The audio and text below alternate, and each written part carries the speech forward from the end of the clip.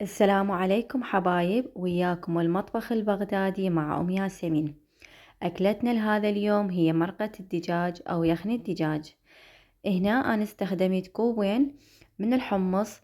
طبعا هنا الحمص عندي مسلوق، بالإضافة إلى قطع الدجاج مغسولين ومشول من عندهن الجلد،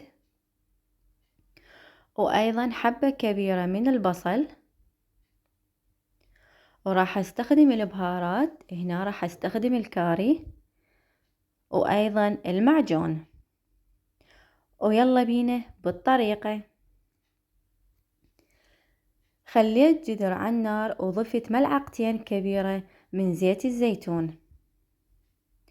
لما انسخن عندي الزيت راح ابدي اخلي قطع الدجاج بهذا الشكل.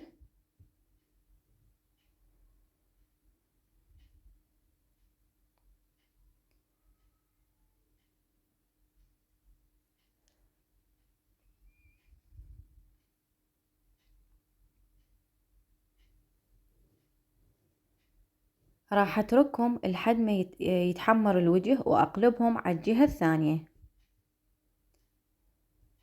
هسه هنا تحمر عندي، قلبتهم على الجهة الثانية.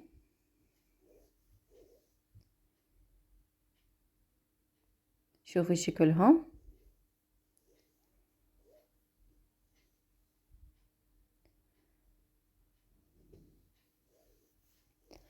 هسه راح ابدي اضيف البصل.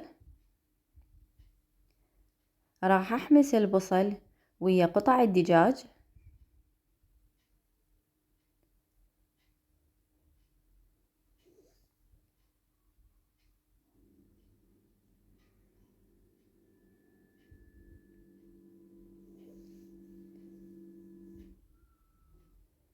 حظل هيك احمس بيهم. هنا انحمس عندي البصل، راح اضيف ملعقة من الكاري وراح احمس بيهم.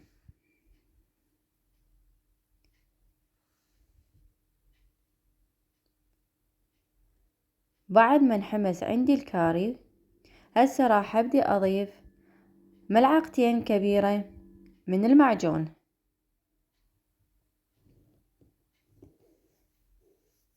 راح اضيف ملعقتين كبيرة من المعجون.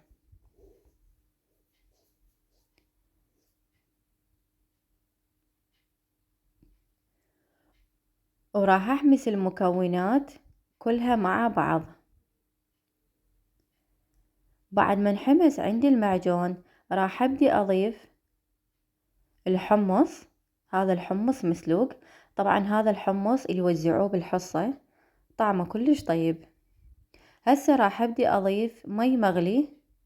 المي اللي راح اضيفه يكون يغطيه، يعني لا اكثر ولا اقل، حتى المرقة تكون عندنا ثخينة. من تكون ثخينة يكون طعمها كلش طيب. لما يفور نبدي نضيف الملح، راح انتظره لحد ما يفور. هسه فار عندي، ضفت ملعقة من الملح وهذا شكله. راح انتظره لمدة 10 دقايق لحد ما تثخن عندي المرقة وأطفي النار عليها. وهذا شكلها النهائي. خليتها بصحن التقديم. شوفوا شكلها، طبعا المرقة ثخينة وطعمها كلش طيب. وهذا الدجاج مستوي، وعليكم بألف عافية.